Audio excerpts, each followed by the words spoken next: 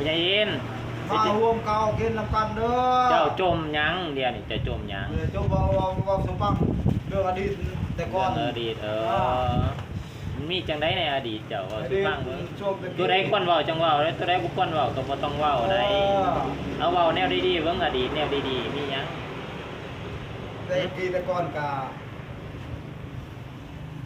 เอาเว้าเรื่องเฮ็ดเวียกซะเจ้าเฮ็ดเวียกไสแหน่ผ่านมาฟังมานะเอาสู่ลูกสู่หลานฟังเบิ่งมันเป็นมีมงกุฎเนี่ยเด้ชื่อน้ำหัวหน้าตะแกจีนทำบุกบอกเป็นบ่ค่อยคือข่อยยินคำถามไปเนี่ยเอ้าเจ้าเคยเฮ็ดเวียกอยู่ไสแหน่นี่ผ่านมานี่ก่อนมาพ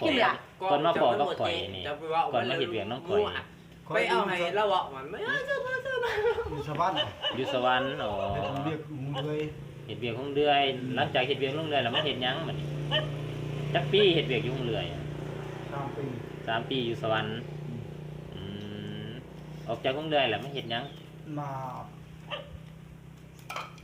เสื่อนั่นเองซื้อหยังข้าวคือมะขามมะขามป้อมมะขามป้อมก็